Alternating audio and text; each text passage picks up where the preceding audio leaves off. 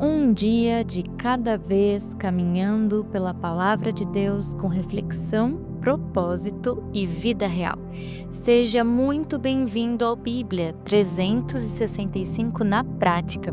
Hoje, o dia 55 da nossa jornada, dia 24 de fevereiro, e seguindo nosso cronograma, os textos são Êxodo 7, Lucas 10, Jó 24 e 1 Coríntios 11. Vamos refletir sobre o Deus que se revela, sobre a alegria que nasce da salvação, a dor de ver injustiças aparentemente impunes e sobre a seriedade da comunhão na mesa do Senhor. Então, prepare o seu coração, prepare o seu devocional, prepare o seu secreto e fique pronto para deixar Deus falar ao seu coração. Sem mais delongas, Êxodo capítulo 7. Deus começa dizendo que constituiu Moisés como Deus sobre Faraó e Arão como seu profeta. O que Deus está dizendo é que Moisés falaria com autoridade representativa. Assim como Deus fala por meio de profetas, Moisés falaria e Arão transmitiria. Era uma estrutura de autoridade. Deus, Moisés, Arão e Faraó. A Bíblia diz que aqui Deus endurece o coração de Faraó. O que isso significa? É muito debatida essa parte porque muitos teólogos explicam que Faraó já tinha um coração orgulhoso e resistente. Em alguns momentos, a Bíblia diz que Faraó endurece o próprio coração. Em outros, que é Deus que endurece. A ideia não é que Deus forçou um homem bom a se tornar mau, mas que Deus confirmou e entregou Faraó à sua própria obstinação. Quando alguém insiste repetidamente em resistir a Deus, chega um momento em que Deus permite que essa decisão se consolide. Então, em um primeiro encontro, Arão lança o bordão e o bordão vira serpente. Faraó chama seus magos e eles fazem algo semelhante por meio de suas artes secretas.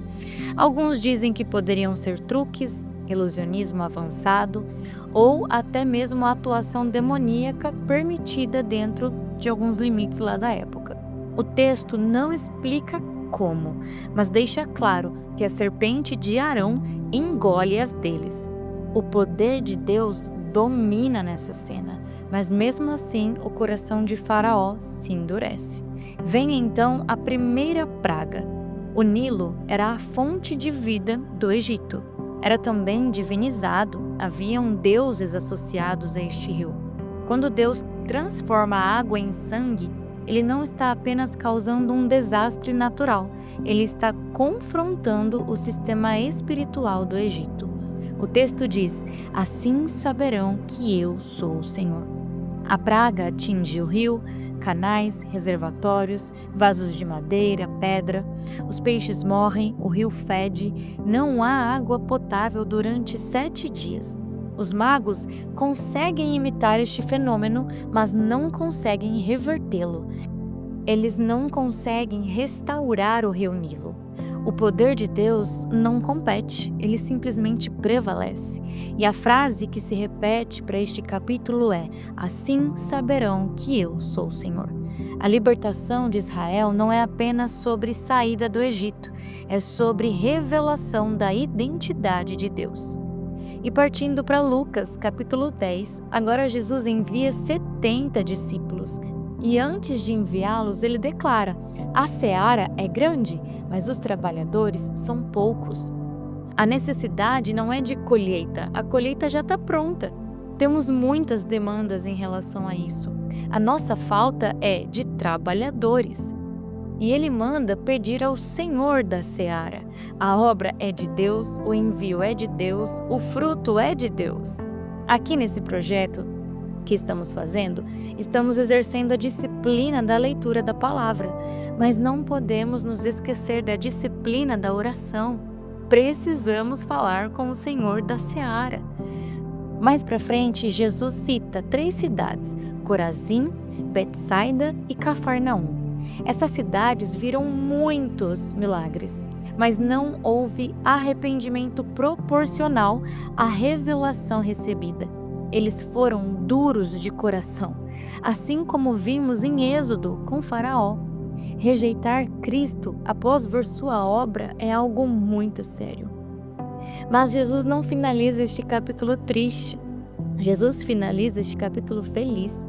Os 70 retornam animados, dizendo: até os demônios se submetem a nós. Jesus confirma a autoridade e corrige o foco. O verdadeiro líder alinha a visão dos seus discípulos. Ele diz: não se alegrem porque os espíritos se submetem, mas porque seus nomes estão escritos nos céus. Ele está falando de uma realidade celestial.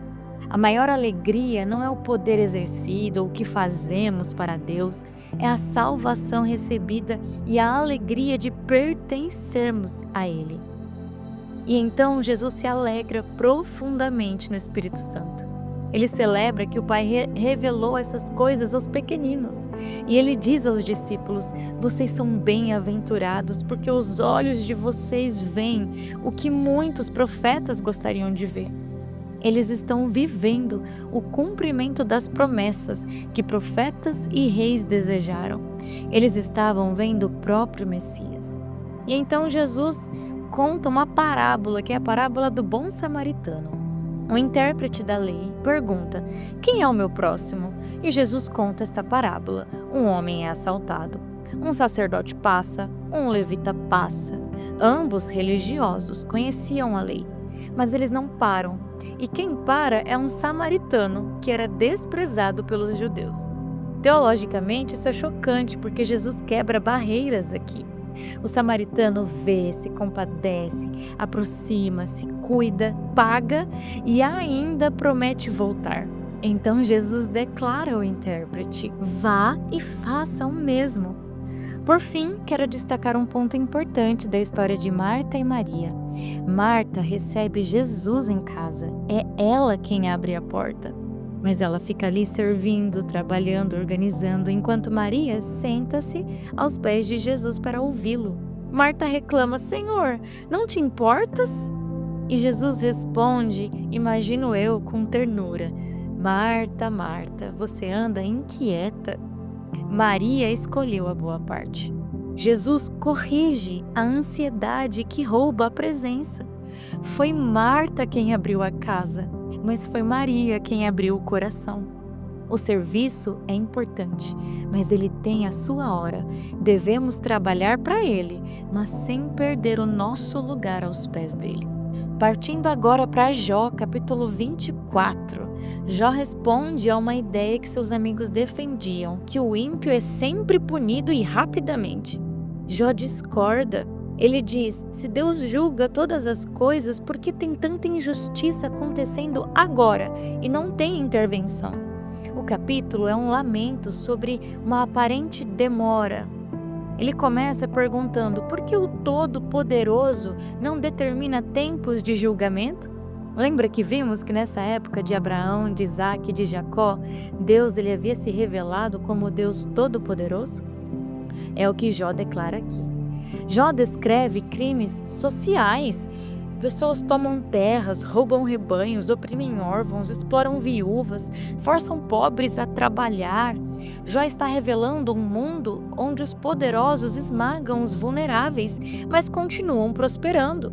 Ele descreve criminosos que agem nas trevas, vivem como se não houvesse consequência e ainda assim continuam vivos. O versículo 12 é forte. Das cidades gemem os moribundos e a alma dos feridos clama, contudo Deus não considera isso absurdo. Jó não está afirmando que Deus é injusto. Ele está expressando a sua percepção humana diante do silêncio divino. Precisamos entender que Jó está dizendo que Deus parece não intervir imediatamente. Ele está verbalizando isso. Não é negação da justiça divina, mas existe uma tensão entre fé e experiência. Jó luta para entender o tempo de Deus. Será que nós às vezes não lutamos também para entender o tempo de Deus? Este é um capítulo que prepara o terreno para a grande resposta divina que logo, logo veremos. Eu sei que este capítulo é muito forte. Eu falei, Senhor, e Deus falou, é isso mesmo que está na minha palavra, continue declarando. Então, coloquei aqui no áudio. Um dia entenderemos exatamente o agir completo de Deus. Mas para finalizar, o 1 Coríntios 11. Essa primeira parte ela é muito debatida no Novo Testamento. Quando Paulo fala sobre o véu, o cabelo, a cabeça, ele está tratando de ordem, honra e testemunho dentro do culto, especialmente no contexto cultural dessa cidade. Naquela época, o modo como homens e mulheres se apresentavam comunicava respeito, submissão ou rebeldia pública. Então Paulo orienta para que na adoração haja postura que reflita honra a Deus e equilíbrio nas relações. O princípio central não é o acessório na cabeça, é que o culto reflita ordem, reverência e respeito. Agora, sobre a ceia, Paulo já muda de tom.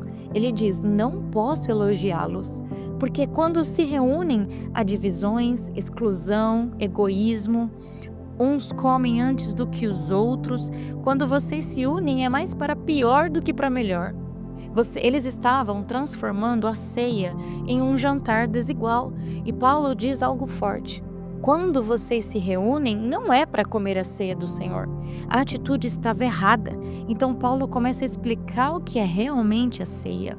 Jesus tomou o pão, deu graças, partiu e disse, este é o meu corpo.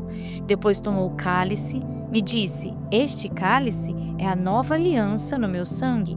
E conclui dizendo que a ceia é algo memorial, uma proclamação, lembrança da aliança e da esperança futura, é uma comunhão com Cristo. Quando Paulo fala que quem participa da ceia indignamente é réu do corpo e do sangue do Senhor, ele não está dizendo que precisamos ser perfeitos para participar. Ele está falando de participar sem reverência. Está com algum problema? Se arrependa, peça perdão. É o fato de participar sem arrependimento e sem considerar os irmãos. Em Corinto, as pessoas estavam sendo egoístas, criando divisões, desrespeitando a comunhão. Isso não era discernir o corpo, ou seja, não entender o valor do sacrifício de Jesus e nem o valor da igreja como corpo de Cristo. Por isso, Paulo diz, examine-se cada um a si mesmo, não para deixar de participar, mas para ajustar o seu próprio coração antes de participar. Aqui está a chave. O autoexame evita, inclusive, disciplinas que ele fala que Deus pode nos trazer, para que não sejamos condenados com o mundo. E a solução é simples: unidade, consideração, comunhão verdadeira. A ceia é coletiva, não é sobre mim, sobre a minha espiritualidade isolada, é sobre um corpo. 1 Coríntios 11 nos ensina que o culto importa, a ordem importa, a honra importa, a comunhão importa e a ceia não deve ser apenas um ritual, mas uma aliança viva. E nos ensina algo muito profundo, que a adoração não é apenas vertical, eu e Deus, é também horizontal, eu com os meus irmãos. Quando desonramos o irmão, profanamos a mesa, mas quando valorizamos a unidade do corpo de Cristo, tudo muda. Querido Deus, obrigada por este dia, pelos teus ensinamentos sobre as nossas vidas. Continue revelando a nós o seu amor, a tua graça, a tua sabedoria. Que a nossa alegria, assim como Jesus, esteja na salvação e não apenas nos resultados. Nos fortaleça quando não entendermos o teu tempo, inclusive diante das injustiças que percebemos diante dos nossos olhos, e nos ensine a participar de uma comunhão com o corpo de Cristo verdadeiramente, em unidade, em amor. Em nome de Jesus nós oramos e te agradecemos. Amém e amém. Que Deus te acompanhe hoje. Viva essa palavra na prática. Amanhã seguimos juntos no dia 56 da nossa leitura.